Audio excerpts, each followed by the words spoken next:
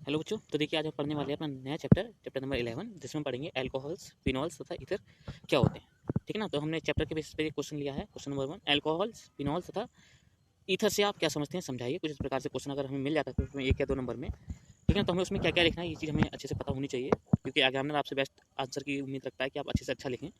ठीक है ना। देखिए क्या लिखना है हमें यहाँ पे। सबसे पहले हमें बेसिक जानकारी देनी है हाइड्रोकार्बन से लेकर कि अल्कोहल्स, फिनॉल्स जो ईथर है वो कहाँ से बन रहे हैं। ठीक है। देन हमें बताना है अल्कोहल्स क्या होते हैं, ठीक, फिनॉल्स क्या होते हैं, ठीक है ना, और ईथर क्या होता है। ये हमारे 3 पॉइंट रहने वाले हैं। ठीक है ना। और हमारा यहाँ पे वीडियो फिनिश हो जाएगा, ठीक है ना, समाप्त हो जाएगा। तो देखिए स्टार्ट कैसे करना है वो देखिए आप। कह रहा है यहाँ पे, चूंकि हाइड्रोकार्बन यौगिक यहाँ पे कह रहा है, चूंकि हाइड्रोकार्बन यौगिकों को सभी कार्बनिक यौगिकों का पैतृक या जनक यौगिक माना जाता है। जितने भी हाइड्रोकार्बन यौगिक होते हैं, ठीक है ना, उनको हम कार्बनिक यौगिकों का जनक मानते हैं। हाइड्रोकार्बन में उपस्थित एक या अधिक हाइड्रोजन एटम को एक या अधिक समूह द्वारा प्रतिस्थापित किया जा सकता है। ठीक है ना। जैसे हमने पढ़ा था एल्केन्स, एरिन्स, सॉरी एल्केन पढ़ा था, मेथेन, एथेन, प्रोपेन, तो इनकी बात कर रहा है यहाँ पे। ठीक है ना। वहाँ पे कह रहा है कि एक या अधिक जो हाइड्रोजन एटम उनको रिमूव किया जा सकता है किसी दूसरे के द्वारा। ठीक है ना, जिनके द्वारा विभिन्न प्रकार के कार्बनिक यौगिकों की प्राप्ति की जा सकती है। ठीक। फिर कह रहा है यहाँ पे, अब यदि हम हाइड्रोकार्बन यौगिकों के एल्केन्स तथा एरिन्स में इनको लेके देखें हम, ठीक है ना, कह रहे हैं जो हाइड्रोकार्बन है, एल्केन्स या एरिन्स हैं, ठीक है ना, अगर यदि हम इनकी बात करें तब एक हाइड्रोजन एटम को एक हाइड्रोक्सिल समूह, ठीक है ना, जो हाइड्रोक्सिल समूह है बॉन्ड OH, ठीक है ना, इसके द्वारा यदि हम उसके एक हाइड्रोजन एटम को, किसके, एल्केन्स हुआ या एरिन्स हुआ, उसके एक हाइड्रोजन एटम को हम इसके द्वारा यदि प्रतिस्थापित कर दें, तब हमें क्या प्राप्त होगा, एक एल्कोहल्स की प्राप्ति होने लगेगी। ठीक है ना। अब वो किस प्रकार से रही है वो देखिए आप यहाँ पे।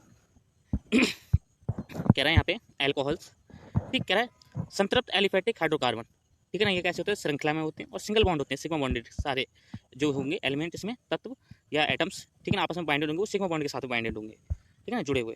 ठीक, यह फिर कह रहा है या एल्केनों में जब समूह OH के द्वारा एक हाइड्रोजन एटम के प्रतिस्थापन से एल्कोहल की प्राप्ति होती है, जैसे एल्केन, मतलब क्या हुआ कि यदि हम इस ये एलिमेंट लें, संतृप्त एलिफेटिक हाइड्रोकार्बन की श्रृंखला लें या कोई ये यौगिक लें, या फिर हम सीधे सीधे एल्केन ले लें या फिर हम एरिन ले लें, ठीक है ना, उसमें जैसे हम एक हाइड्रोजन एटम को रिमूव करेंगे इसके द्वारा बॉन्ड OH के द्वारा, तो हमें एल्कोहल की प्राप्ति हो जाएगी वहाँ पे। ठीक है ना।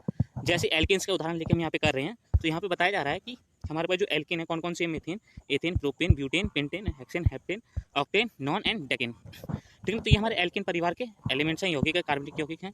ठीक है ना। अब यहाँ पे कह रहा है इसकी केमिकल रिएक्शन कुछ इस प्रकार से होगी कि RH मतलब क्या हुआ, एल्केन है, उसका एक हाइड्रोजन एटम बॉन्ड के साथ में दिखाया गया है। यदि उसका हम OH जो हमारे पास में हाइड्रोक्सिल समूह है ये, इसके द्वारा यदि हम इसको प्रतिस्थापित करें किससे, हाइड्रोजन एटम को, ठीक है ना, तो हमारे लिए यहाँ पे कुछ इस प्रकार से प्राप्त हो जाएगा। ठीक है। तो जो यहाँ पे R बॉन्ड OH, यही हमारा क्या कहलाएगा, एल्कोहल कहलाएगा। ठीक है। जहाँ पे R क्या है, R यहाँ पे इनमें से कोई सा भी एलिमेंट हो सकता है, ठीक है ना, लेकिन OH उसमें जुड़ा होना चाहिए, तो वो हमारा क्या कहलाएगा, एल्कोहल कहलाएगा।